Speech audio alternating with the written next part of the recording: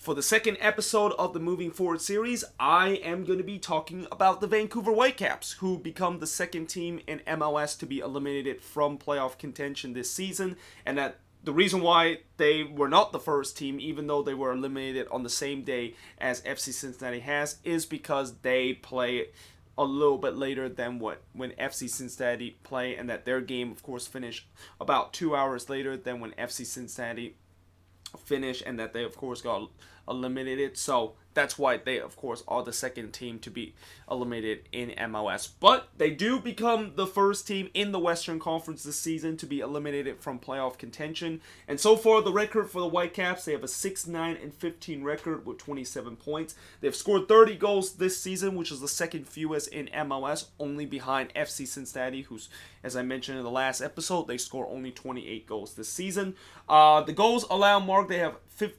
allowed 53 goals this season, and their goal differential is minus 23, and that they're dead last in the Western Conference. Top goal scored for the Whitecaps, Jordy Reyna leads that list with 7 goals, followed by Freddie Montero with 6, Daniel Henry and Lucas Venuto, who's no longer with the team, with 3 goals, and Imbo Kwan runs up that list with 2 goals apiece. Top assist leader for the Whitecaps, Russell Talbot and Ali Adnan ties the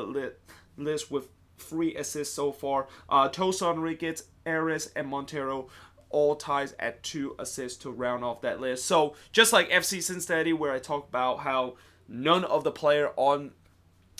this team have got a double-digit goal-scoring mark, well, it's the same thing with Vancouver, who haven't had a double goal-scoring player this season. Although if Jordy Reyna can score a couple of more goals, then maybe he, of course, will become the only player for the Whitecaps that could get double-digit mark this season. Now, in terms of what went right for the Whitecaps, well, they beat LAFC. I mean, I know they got destroyed in the second game of the season against LAFC when they were playing away and lost 6-1, but at least they won their first meeting against them this season and beat LAFC 1-0 at home, and that they only achieved something that 3 other teams have done so far this season. They also potentially have found their future goalkeeper in Maxime Crépeau, who, by the way, he also broke the most save in a single MLS game just a couple of weeks ago against the Whitecaps, which I was actually at that game, and let me tell you that it was incredible of what I just saw, and that it was also, as in a Quake perspective, you know, it was amazing to see how he made some crazy kind of save, but it was kind of infuriating too, that it just felt like we weren't ever going to get past him, which fortunately we did kind of eventually get past him, and that we did score 3 goals in this. I mean, you know, I said it in that game, I do feel very sorry for Maxime Crépeau of the fact that he basically just got hung out to dry in that game, and that, you know, it was just a shooting gallery that he has to deal with, and even when he recorded the most save ever in single MLS game, he still took the losing effort by losing 3-1 in that game. Now, what went wrong for the Whitecaps? Well, if you watch my FC Cincinnati Moving Forward series, you will know that what I'm going to say what went wrong with the Whitecaps is going to be very similar, because both of these teams seems to have their problems, and the reason why they're having a horrible season is kind of similar, and that both of these teams have problems in terms of goal scoring and also defending. Now, the Whitecaps earlier in the season, they were actually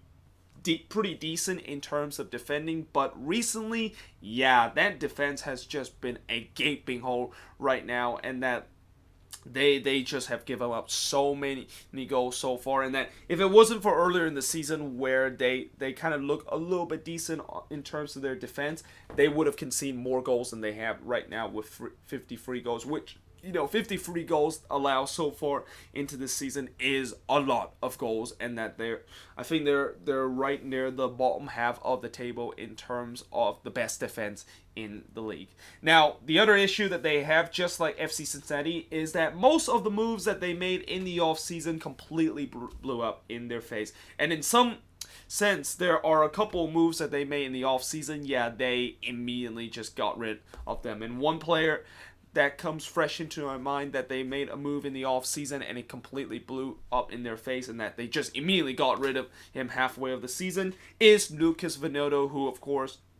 They thought he could be definitely a dynamic kind of winger for them, and it turns out he is not, and that they immediately cut him just halfway through the season. So, yeah, most of the moves that they made so far this offseason just didn't work whatsoever. Although there were a couple of moves that was pretty decent, as I mentioned with Maxime Crepeau, who they of course got in the offseason. He turns out to be a very nice, decent move. And also Imbong Kwan, he was very good with this team in the beginning of the season. Kind of slowed down a little bit, although I'm not quite sure is it because he kind of run out of gas, and that he is really the only player in that midfield that you could say that make that midfield actually competent. And that also who else? Ali Adnan is another player that I thought that when they got him in the offseason, that's definitely a good move that they make. And it's great that they also finally able to, they actually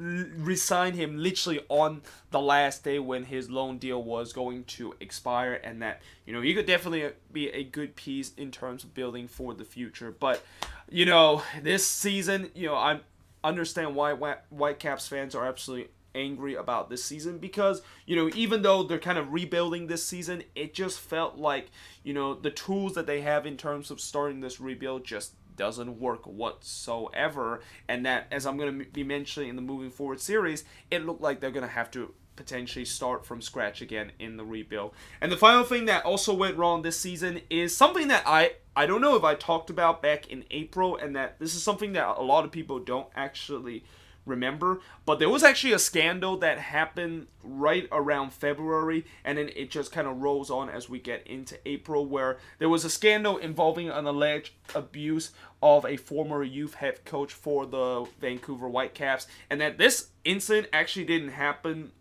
this year, but it actually happened 11 years ago, and that the Whitecaps tried to cover that up for 11 years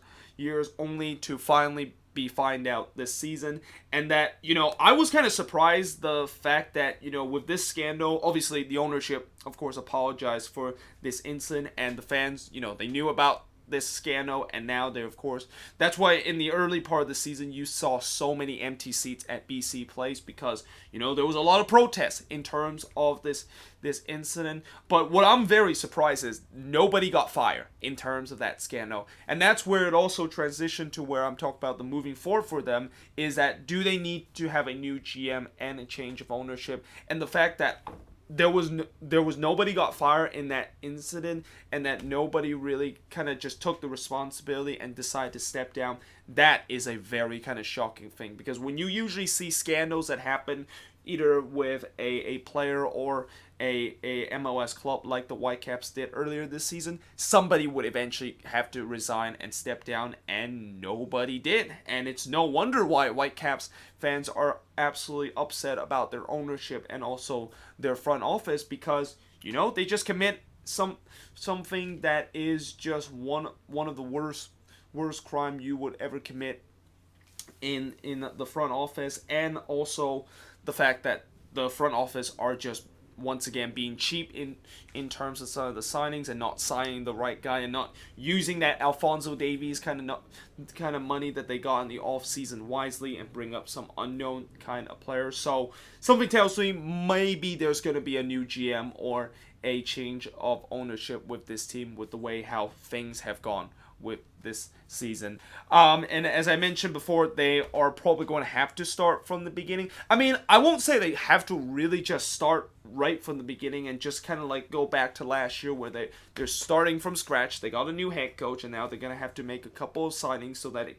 these pieces of course would fit together. But it's just that they need to get rid of some of the dead weight that they have, some of the guys that they bought from the offseason that clearly does not work. They need to of course get rid of that, get some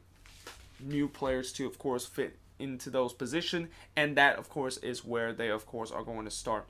their rebuild once again. And the final thing is that can Marc Dos Santos' tactics and philosophy work on this team? So in the last episode I kind of asked whether or not if Ron Yan will be able to use his tactics and philosophy that can fit in this FC Cincinnati team. I'm going to ask the same question about Marc Dos Santos. And so far this season, I'm not going to just completely blame Mark Dos Santos for the failure of this season, because I feel like any head coaches that is coming into this team and heading into like a rebuild, that there was just so many unknown kind of factor into it, it's going to take times in terms of trying to get things together. But I really think this second season, and knowing the fact that nowadays clubs in MLS don't tends to have a lot of patience in terms of trying to rebuild, and that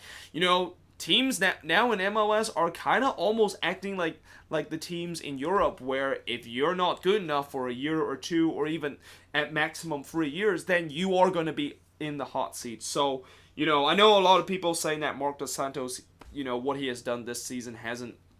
he hasn't shown any progress, and that he of course should be on the hot seat. And there's no doubt that I think next season, if it doesn't work again, then yeah, he could definitely be on the hot seat. But it'll be interesting to see what of course he can do in the future, and